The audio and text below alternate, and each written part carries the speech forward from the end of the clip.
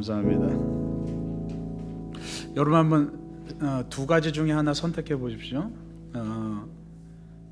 되게 불편한 사람과 뭐 조선호텔이나 롯데호텔 가서 막 30만 원짜리 뷔페를 먹는다고 생각해 보십시오. 자, 그게 첫 번째고, 두 번째, 그냥 나 혼자 밥에다가 김치 해서 물에 말아 먹는다고 생각해 보십시오. 여러분들 어느 걸 택하시겠습니까? 예, 저같이 먹는 거 좋아하는 사람들은 아무리 불편해도 1번을 택하겠죠, 그렇죠? 근데 어떻게 보면 그냥 밥에다가 김치 놓고 먹어도 마음 편하게 먹는 게 어떻게 보면 좀 개운할 겁니다. 예. 예. 오늘은 좀 밥상에 대해서 이야기해 보려고 합니다. 특히 우리나라 사람들은 만나면 인사가 식사하셨습니까? 진지 잡수셨어요? 밥 드셨어요? 이 인사가 처음이죠. 그러니까 밥을 먹었냐라는 그 질문에는 사실은 뭐가 담겨져 있냐면 괜찮습니까? 잘 지냈습니까? 특별한 일 없습니까? 별일 없습니까? 이런 질문이 있습니다. 그래서 특히나 우리 민족은 같이 밥을 먹고 밥상에 같이 마주 앉는 것을 굉장히 중요하게 여기죠. 그래서 여러분, 우리가 교회에서 주일 예배 드리고 우리가 항상 밥을 같이 먹는데 여러분 그거 굉장히 무시할 게 아닙니다. 사실은 여러분 예배만큼 중요한 겁니다. 그래서 우리 기독교 전통에서는 우리가 함께 밥 먹는 거를 애찬이라고 말합니다. 거기서 조금 더 발전된 게 뭐냐면 바로 성만찬입니다. 그래서 여러분, 우리가 한 달에 한 번씩 성만찬 하는데 예수님의 몸과 피를 함께 나눕니다. 그게 뭐냐 하면 사실은 예수님께서 제자들과 마지막으로 식사하셨던 그 저녁 식사를 우리가 함께 기념하는 거예요. 그러니까 밥 먹는 자리예요. 그러니까 이 밥 먹는 자리가 얼마나 중요하냐 하면 이 예배 가운데도 들어와서 예배 도중에 우리가 함께 예수님과 밥을 먹는 거예요. 그래서 여러분, 우리가 식사하는 것도 우습게 볼 게 아닌 겁니다. 그래서 밥을 먹는다는 것은 무슨 뜻이냐 하면 누구와 밥을 먹는지가 그 관계의 깊이를 말해주죠. 그래서 밥을 먹는다는 것은 당신은 나와 같은 편입니다. 또는 나는 당신과 친해지고 싶습니다. 이런 뜻이거든요. 그래서 굉장히 중요합니다. 그래서 우리가 그냥 흔히 지나가는 말로 인사할 때 뭐래요? 그냥 언제 밥 한번 같이 먹어요. 그렇죠? 언제가 될지는 알 수 없습니다. 영원히 그게 이루어질지 아닐지도 알 수 없는데 우리는 그냥 늘상 밥 한 끼 먹어요. 그렇게 말합니다. 왜요? 그 밥 한 끼를 통해서 당신과 친해지고 싶습니다. 호감이 있습니다. 이런 걸 드러내는 거거든요. 근데 반대로 관계가 어색해지면 가장 먼저 사라지는 것이 바로 이 밥 먹는 시간입니다. 그래서 여러분, 우리가 하나님 안에서 식구라고 말합니다. 우리가 흔히 식구라고 말할 때, 내 가족을 식구라고 말할 때 그 한자어가 사실은 그 음식을 같이 먹는다는 그런 뜻이거든요. 그러니까 식구란 건 뭐냐면 밥상에 같이 둘러 앉아서 같이 밥 먹는 것, 그게 바로 식구인 거죠. 근데 그게 별것 아닌 것 같지만 사실은 엄청난 힘을 가집니다. 제가 예전에는 인도에서 선교하면서 서로 가족들이 다, 아이들도 다 뿔뿔이 흩어져서 살고 그럴 때는 잘 못 느꼈는데 요즘 들어서 이제 둘째도 얼마 전에 방학 맞아서 왔다가 갔지만 같이 오랜만에 온 가족이 한 자리에 모여서 밥을 먹으니까 그때 비로소 정말 우리 같이 모여서 살아야겠구나, 이런 거를 요즘에 막 절실하게 느낍니다.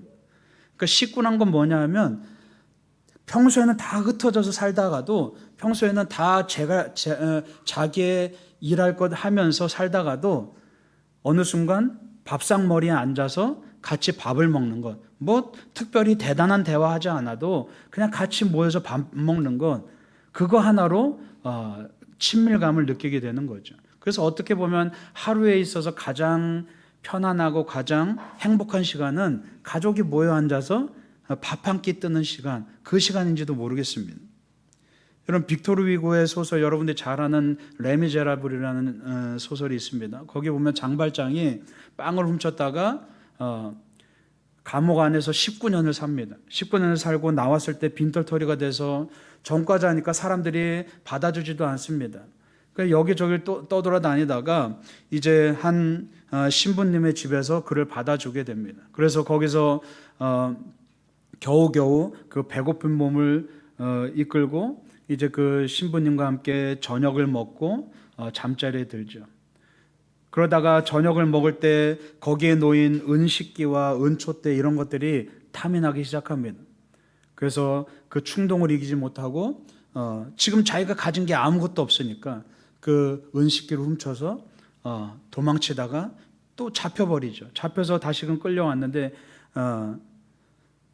이제 경찰들이 이제 신부님의 증언을 들으러 끌고 왔습니다. 그런데 이 신부님이 오히려 그 죄를 덮어주고, 아니 자네 내가 이거 은초 때도 선물로 줬는데 왜 이건 안 가져갔나 하면서 그렇게 그 장발장을 덮어주고, 그 일을 통해서 장발장이 회심을 하게 되고 정말 많은 사람들을 구제하고 돕는 그런 위대한 사람이 됐다는 것이 이 레미제라블의 일부분의 이야기입니다. 그러니까 그 한 사람의 신부님의 그 따뜻한 영접과 저녁 식사 한 끼가 그 사람의 인생을 뒤바꿔 놓은 거죠.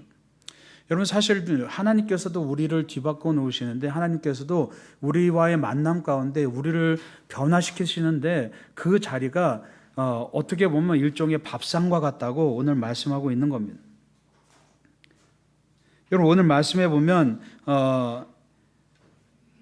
이제 사실은 이 에스겔의 지금 읽은 말씀이 뭘 얘기하냐면, 에스겔에게 환상으로 성전을 보여주시는 거거든요. 그 성전 안에 이제 그 성소의 가장 중심에 거기에 하나의 테이블이 놓여져 있는데, 오늘 말씀에 보면 여호와의 앞에 상이라라고 말하고 있습니다.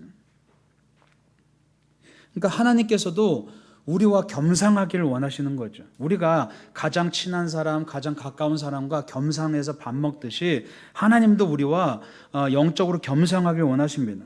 그리고 언제나 그 밥상으로 우리를 초대하십니다. 근데 중요한 것은 그렇다고 해서 우리가 상에 함부로 앉을 수가 없는 노릇입니다. 그 상에 우리가 앉기 위해서 우리가 통과해야 할 길이 있다는 거죠. 그래서 오늘 말씀을 통해서 우리가 어떻게 하면 하나님의 밥상 아래 앉아서 하나님과 함께 대면하고 하나님과 함께 교제를 누릴 수 있을까? 어떻게 하면 하나님과 함께 회복을 누릴 수 있을까를 함께 좀 나눠보려고 합니다. 여러분, 에스겔 43장 10절 말씀 주보에 나와 있습니다.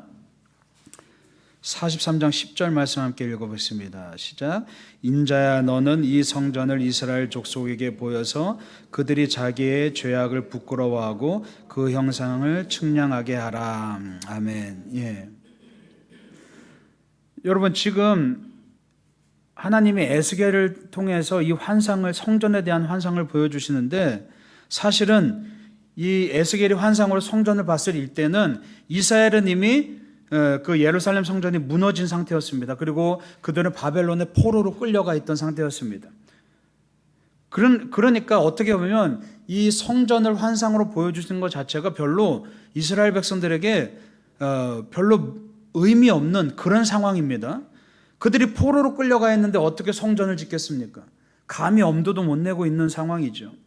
그런데 하나님은 지금 그 이스라엘 백성들에게, 포로로 끌려간 이스라엘 백성들에게 존재하지도 않는 그러한 성전의 정교한 그런 설계도를 치수까지 알려주시면서 상세하게 보여주시죠. 왜 그걸 보여주십니까? 이 성전을 이렇게 지으라라는 의미보다는 사실은 오늘 말씀해 보면 이것을 이스라엘 백성들에게 보여줘서 뭘 하라고 말하고 있습니까? 그들이 자기의 죄악을 부끄러워하게 하라라고 말씀하고 있죠. 그러니까 성전을 보고 자기 죄를 깨닫도록 하라라는 그런 얘기입니다. 단순히 그냥 하나님께서 너희들은 죄인이야 이렇게 선언하시는 것이 아니라, 정확하게 이 성전을 보고 너희들이 무엇을 잃어버렸는지, 너희들의 삶 가운데, 너희들의 신앙 가운데 뭘 잃어버리고 살았길래 지금 포로로 이렇게 끌려가고 비참한 신세가 되었는지 스스로를 측량하라는 얘기입니다.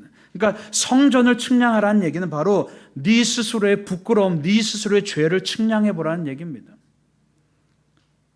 근데 언제 우리가 비로소 우리 죄를 발견하게 됩니까? 여러분, 완전히 어두울 때는 아무것도 보이지 않아서 내 안에 뭐가 있는지조차도 볼 수 없습니다. 우리가 그냥 죄 가운데 있을 때는 죄를 발견할 수 없습니다. 근데 언제 죄를 발견할 수 있냐면 내 영혼의 방에, 그 어두운 방에 조그마한 빛이 내게 비출 때, 그 빛이 비추면, 여러분 생각해 보십시오. 이 벽이 만약에 더러운 것으로 가득 차 있습니다. 그런데 완전히 깜깜하면 그 더러운 것이 보이지 않습니다. 그런데 조금이라도 빛이 비추면 그때서야 벽에 더러운 것이 끼어 있구나, 그때서야 비추게 되죠. 그러니까 주님께서 우리에게 성전을 보여주신 이유는 뭐냐면, 그 가장 거룩한, 이 땅에서 가장 거룩한 성전을 우리에게 보여주심을 통해서, 그 빛을 비춰주심을 통해서 뭘 바라보라고 하면 스스로 부끄러워지라는 얘기입니다. 뭡니까? 내 안에 죄를 발견하라는 얘기입니다. 예.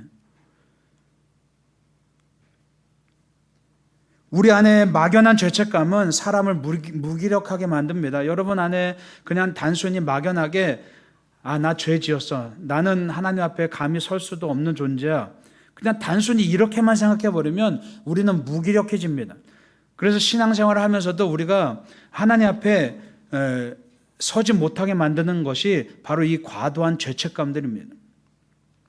그런데 여러분, 정확하게 자기를 들여다볼 수 있는 눈이 있으면 우리는 그걸로 인해서 다시 일어설 수가 있습니다. 그래서 중요한 것은 내 안에 정확한 죄책감이 있으면 우리는 그걸로 인해서 다시금 일어설 수 있는 힘이 생기게 됩니다. 그러나 그것이 아니라 막연한 죄책감은 우리를 주저앉게 만들죠.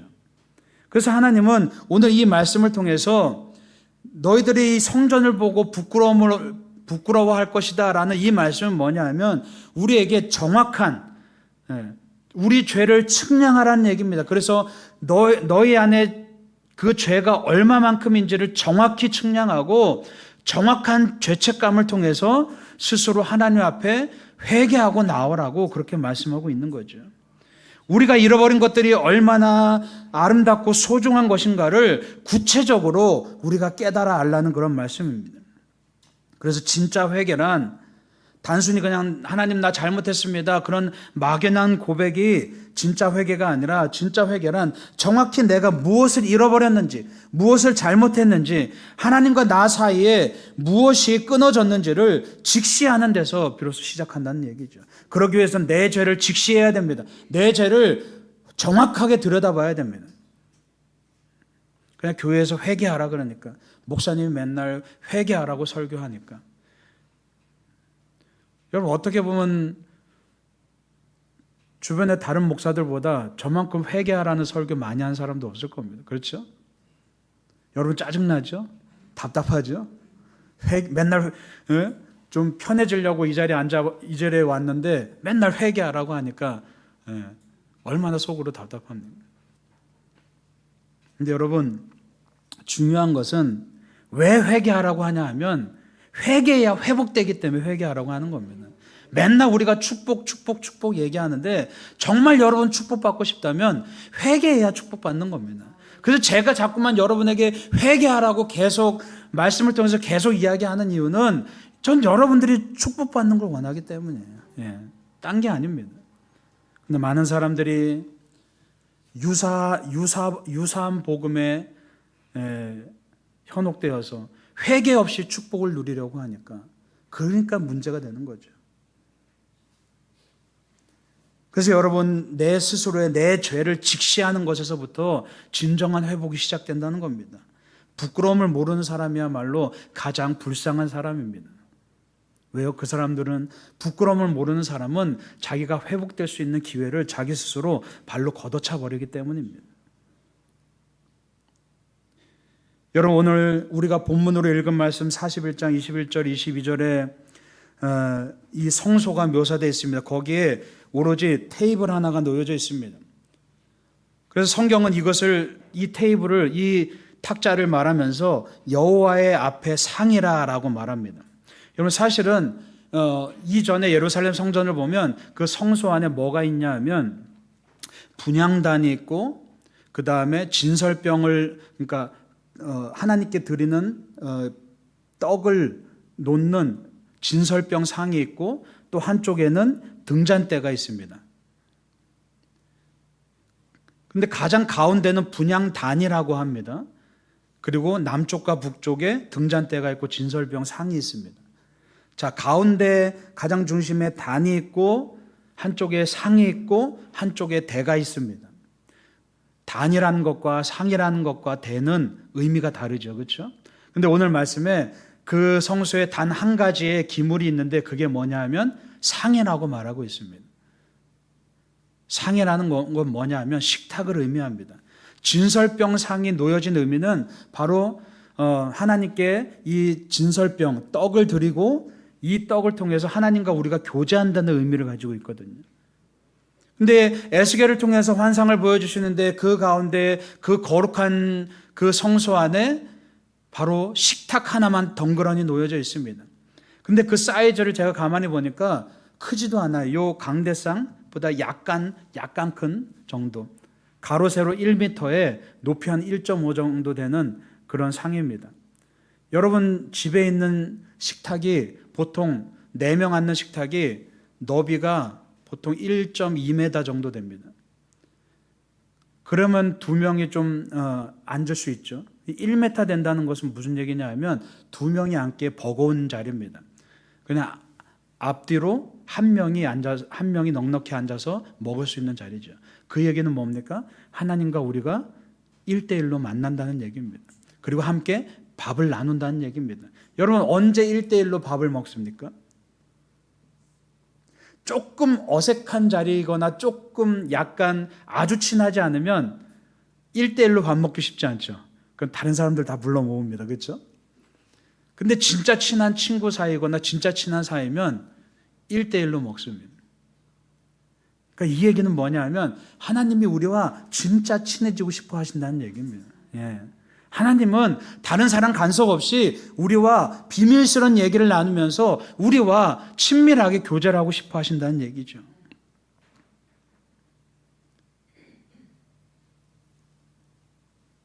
그래서 여러분 시편 기자가 시편 23편에서 뭐라고 말했냐면 주께서 내 원수의 목전에서 내게 상을 차려주시고 라고 말씀하고 있습니다. 그러니까 내 눈앞에 원수가 있다 하더라도 지금 이 시편 기자는 뭘 얘기하냐면 내 눈앞에 원수가 있더라도 지금 뭘 본다는 얘기입니까? 내 앞에 놓여진 주님이 차려주신 상을 본다는 얘기죠. 다윗은 언제나 그런 마음을 가지고 있었던 겁니다. 그래서 여러분 다윗이 골리앗 앞에 섰을 때도 여러분 골리앗 앞에 서보십시오. 여러분이 아무리 신앙이 좋고 아무리 여러분 하나님을 위해서 헌신했던 사람이고 아무리 여러분이 직분이 높고 해도 골리앗 앞에 선다면 누구나 다 도망가기 마련이죠. 근데 다윗은 무모할 정도로 거침없이 골리앗 앞에 서서 물맷돌 하나 가지고 돌진합니다. 왜요? 지금 다윗의 눈에 보이는 것은 골리앗이 아니거든요. 원수의 목전에 주께서 상을 내리셨다. 주께서 상을 베푸셨다. 지금 다윗은 골리앗을 바라보는 게 아니라 그 뒤에 계신 하나님을 바라봤기 때문에 다윗은 골리앗이 무섭지 않았다는 얘기입니다. 여러분 삶 가운데서 뭘 바라보고 있습니까? 당장 눈앞에 보이는 그 수많은 골리앗들을 바라보면서 우리가 금방 좌절하고 두려움에 쌓일 때가 얼마나 많습니까? 그러나 원수가 내 앞에 놓여져 있는 그 절체절명의 상황 가운데서도 우리가 집중해야 될 것은 바로 하나님과의 관계라는 사실을 여러분 기억하시기 바랍니다. 예. 근데 이스라엘 백성들이 결국 잃어버린 것은 뭐냐 하면 예루살렘 성이 함락되고 예루살렘 성전이 무너지고 그것만 잃어버린 게 아닙니다. 그들이 진짜 잃어버렸던 것은 하나님과 겸상할 수 있었던 하나님과의 친밀했던 그 관계를 잃어버린 거죠. 여러분 죄라는 게 뭡니까? 죄는 하나님과의 교제가 끊어진 게 바로 죄입니다. 그래서 여러분이 여러분 안에 죄를 직시할 때 들여다볼 때 가장 여러분이 첫 번째로 기준을 둬야 될 것은 뭐냐 하면 뭐 죄라는 걸 이야기할 때 세상의 죄들도 죄지만 여러분이 하나님 앞에 내가 무슨 죄를 지었나 여러분들이 쉽게 파악할 수 있습니다. 내가 하나님과의 관계가 끊어진 것, 하나님 없이 살았던 것, 하나님께 의지하지 못했던 것, 하나님께 묻지 못하고 하나님께 간구하지 않았던 것, 바로 그것들이 죄라는 얘기입니다. 내가 하나님과 멀어지면 어둠으로 치닫습니다. 탕자는 집을 떠나고 나서 당장은 좋은 듯 했지만 금방 그 삶의 어려움과 지옥 같은 삶이 마주하죠. 여러분, 지옥이 뭡니까? 하나님을 떠난 곳이 지옥입니다. 우리 자꾸만 맹목적으로 천국과 지옥이 죽어서 가는 곳이라고 알고 있는데 그렇지 않습니다. 지금 내가 하나님과 함께 한다면 바로 그것이 천국인 거죠. 지금 내가 하나님과 떨어져 있다면 거기가 지옥인 겁니다. 예. 여러분, 시편 78편에 어떤 말씀이 있냐면 이스라엘 백성들이 마치 조롱하듯이 비아냥대듯이 하나님이 광야에서 능히 식탁을 준비하시랴 라고 묻습니다. 몸비 듣겠다는 거죠. 아무것도 없는 그 사막 한가운데서 하나님이 우리를 위해서 식탁을 준비하신다고? 말도 안 돼. 실제로 이스라엘 백성들이 애굽을 탈출해서 광야로 나아갔을 때 그렇게 조소하고 비웃으면서 모세에게 우리 그냥 집으로 돌아갈래. 우리 그냥 애굽으로 돌아갈래. 야, 네 눈으로 봐봐. 기껏 목숨 걸고 홍해 건넜더니 그래 좋아. 홍해 건넌 거, 홍해가 갈라진 거 그래 하나님의 기적이었어. 그렇다고 치자. 근데 네가 상식적으로 생각해봐. 이 사막 한가운데서 하나님이 우리를 먹이신다고? 너 인원수를 봐봐. 이 수십만 명을 하나님이 먹이신다고? 장난하냐? 광야에서 능히 하나님이 식탁을 준비하신다고? 말도 안 돼. 우리 그냥 돌아갈래. 이 얘기를 하는 겁니다. 우리도 늘 항상 비슷한 질문을 하죠. 내가 이렇게 무너진 상황에서, 내가 이렇게 주저앉은 상황에서 하나님이 나를 위해서 상을 차려주실까? 하나님이 나를 회복시키실 수 있을까? 아무리 봐도 도대체 답이 안 나오는 이 상황에서 하나님이 과연 길을 열어주실까? 우리는 끊임없이 질문하고 때로는 내 스스로 비웃으면서 내 스스로 비아냥대면서 자꾸만 애굽으로 돌아가려고 합니다. 그런데 여러분, 열왕기상 19장에 보면 이 질문에 대한 답이 있습니다. 열왕기상 19장에 엘리야의 이야기가 나옵니다. 엘리야가 그 갈멜산에서 우상 숭배자들과 싸움에서 이긴 후 기세등등합니다. 근데 그 기세등등함도 잠깐이고 이세벨이 엘리야를 잡아서 죽이려고 할 때 그 위협 앞에서 도망치다가 완전히 기진맥진해서 로뎀나무 아래 쓰러지죠. 여러분, 우리가 흔히 로뎀나무는 회복의 상징이라고 알고 있지만 여러분, 로뎀나무를 실제 보면 어떤 나무인지 아십니까? 키가 많이 자라봐야 한 2m 정도 되는 나무입니다. 2m면 어느 정도입니까? 한 요 정도예요. 그러니까 이건 나무축에도 속하지 않고 그냥 덤불 같은 잎이 뭐 풍성한 그런 것도 아니고 그냥 앙상한 덤불 같은 그런 나무예요. 아주 자잘한 나무예요. 여러분, 사막 한가운데서 그 로뎀나무 아래 엎드린 엘리야를 여러분 가만히 생각해 보십시오. 이건 그늘조차도 안 되거든요.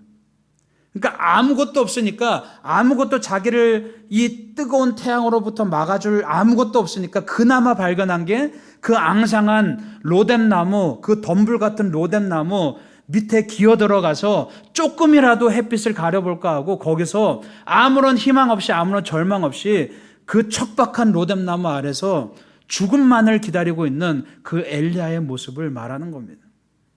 근데 놀랍게도 하나님은 거기서 하나님께서 밥상을 차려주시고 그를 먹이시고 그에게 다시 힘을 주셔서 다시금 일어나게 하시죠. 그러니까 시편 78편에 조롱 섞인 그 질문, 하나님이 광야에서 능히 식탁을 베푸실 수 있느냐라는 그 조롱 섞인 질문에 엘리야를 통해서 하나님은 뭐라고 말씀하십니까? 예, 하나님은 능히 광야에서도 식탁을 준비하시는 분이다.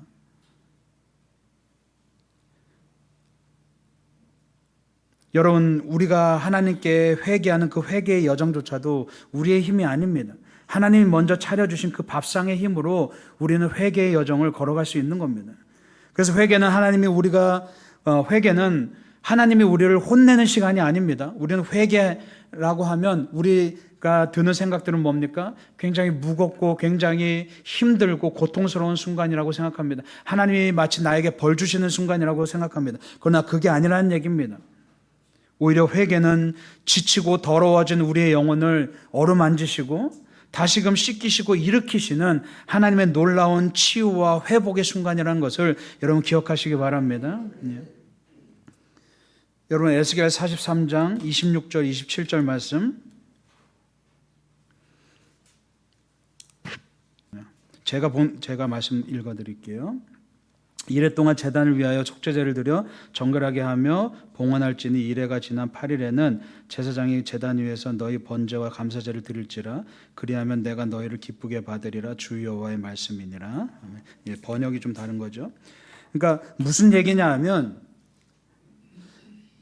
7일 동안 속죄제를 드리고 그 다음에 8일째에 번제와 감사제를 드리면 하나님이 이걸 기쁘게 받으시겠다라고 말씀하는 겁니다. 여러분, 우리가 흔히 예배를 드릴 때도 그렇고 기도를 할 때도 그렇고 항상 순서가 뭐가 먼저였죠? 하나님께 영광을 드리고 그 다음에 감사를 드리고 그 다음에 회개를 드리죠. 그렇죠? 근데 오늘 말씀해 보면 회개가 먼저입니다. 그래서 7일 동안 7이라는 숫자는 완전을 말합니다. 그러니까 7일 동안 완전하게 회개하고 그 다음에 8일째 회개가 완전하게 끝난 다음에 하나님께 감사를 드리면 하나님이 이것을 기뻐 받으시겠다라고 말씀하고 있는 겁니다. 여러분, 이거 중요한 겁니다. 우리가 신앙생활 하면서 때로는 그럴 때가 있습니다. 늘 항상 범사에 감사하라고 말하는데 이 감사가 잘 안 돼요. 불평불만은 굉장히 많은데 참 감사가 쉽지 않습니다. 그런데 여러분, 오늘 말씀을 감안해 보십시오. 감사가 쉽지 않은 이유는 뭡니까? 회개가 이루어지지 않았기 때문입니다.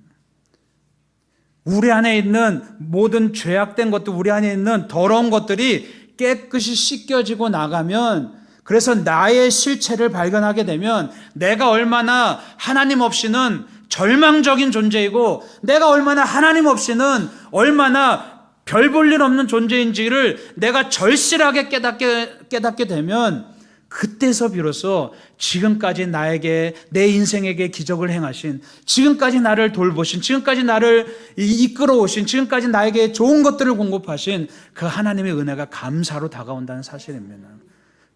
그래서 회개가 없이는 우리의 감사가 그냥 피상적인 감사에 불과할 수밖에 없다는 얘기죠. 여러분, 하나님은 오늘도 우리에게 상을 차려놓으셨습니다. 그런데 우리가 그 상으로 나아가는 길은 우리가 어떤 자격을 갖추어서가 아니라 오직 단 한 가지, 회개할 때만 우리가 주님의 밥상으로 나아갈 수 있다는 것을 여러분 기억하시기 바랍니다. 그래서 이 부끄러움을 피하지 말고 우리는 정직하게 우리 안에 죄를 마주해야 됩니다. 결국에 그 부끄러움이 우리를 하나님의 밥상으로 이끄는 거죠. 그래서 방금 읽은 말씀처럼 그리하면 내가 너희를 기쁘게 받으리라 라고 말씀하고 있습니다. 주님이 우리를 기쁘게 받으시겠다는 겁니다. 탕자가 세상에서 별일을 다 겪고 나서 그 집골로 다시금 돌아왔을 때 아버지는 뭘 본 겁니까? 아버지는 아무것도 묻지도 따지지도 않고 밥상을 차립니다. 잔치자리를 차리고 멋진 밥상을 차립니다. 이 말씀입니다. 그리하면 내가 너희를 기쁘게 받으리라. 그러면 그 아버지는 그 돌아온 아들의 뭘 본 겁니까? 그 형편없는 꼬라지를 본 겁니까? 다 잃어버린 그 재산을 본 겁니까? 아니요. 아버지가 본 것은 그 둘째 아들이 돌아왔다는 사실, 회개했다는 사실, 그거 하나로 기뻐서 멋진 밥상을 차려주시는 겁니다. 그러니까 여러분, 회개한다는 것은 너무나 기쁜 일입니다. 우리가 회개하면 하나님이 우리를 기뻐 받아주시겠다는 겁니다. 우리가 회개하면 그때부터 놀라운 회복의 역사가 이루어진다는 사실입니다.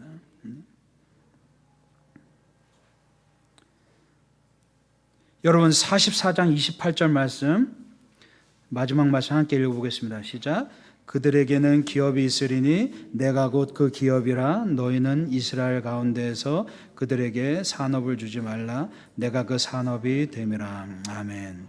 예, 이 말씀이 뭐냐 하면 이번 주에 묵상했던 말씀 가운데 제사장들에게 주시는 말씀이거든요. 근데 여러분 중요한 것은 뭐냐 하면 바로 우리가 왕 같은 제사장이라는 사실입니다. 우리 모두가 왕 같은 제사장이라는 얘기입니다. 그 얘기는 뭐냐 하면 이제 우리 한 사람 한 사람이 제사장으로서 그 위치를 인정한다면 내 스스로 기업을 만들지 말고 하나님이 주시는 기업을 받아들이라는 얘기입니다. 네. 하나님께서 우리를 책임지신다는 얘기죠.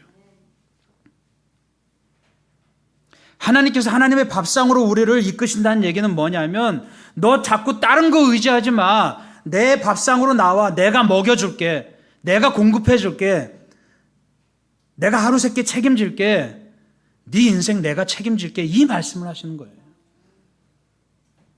그래서 여러분 우리 신앙생활 하면서 자꾸만 머릿속으로만 신앙생활 할 게 아니라 신앙이 생활이 되어야 되는 겁니다. 그 얘기는 내 신앙은 실제가 되어야 된다는 얘기입니다.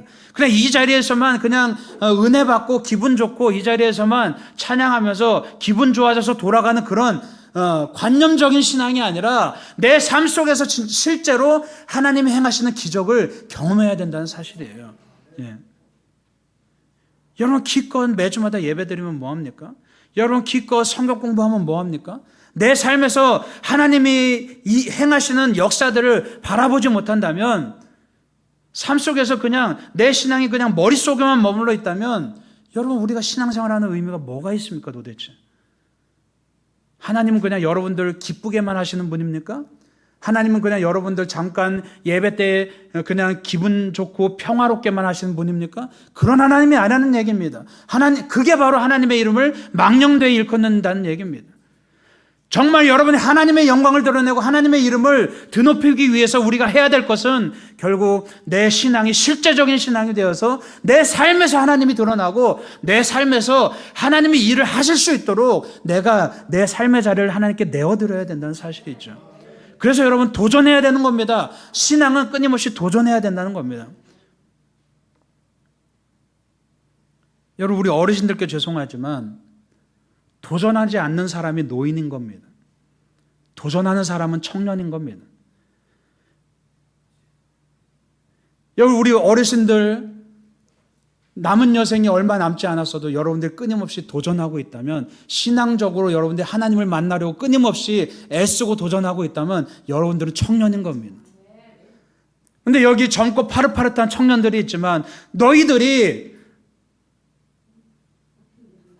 미안하지만 도전하지 않고 지금 현실에 안주하고 머물러 있다면 너희들은 그냥 노인인 거야. 내가 신앙생활 한다는 것은 끊임없이 도전하는 겁니다. 절대로 편안함에 머물러 않는 그 순간이 바로 지옥으로 변한다는 사실입니다. 오늘 말씀, 그리하면 내가 너희를 기쁘게 받으리라. 바로 이 말씀을 받아들고 언제나 하나님은 밥상을 차려놓고 여러분들을 기다리고 계십니다. 세상에서 힘들고 지칠 때, 세상에서 도저히 희망을 발견할 수 없을 때 바로 그때 우리는 어디로 가야 됩니까? 주님의 밥상으로 가야 되는 겁니다. 거기서 회복되는 여러분들 되시길 원합니다. 거기서 정말 주님이 주시는 은혜를 가득 품어 안고 여러분 삶 속에서 끊임없이 주님의 공급하시는 만나와 매출하기를 바라보고 그렇게 도전하는 그런 여러분들 되시길 간절히 축원합니다. 기도하겠습니다.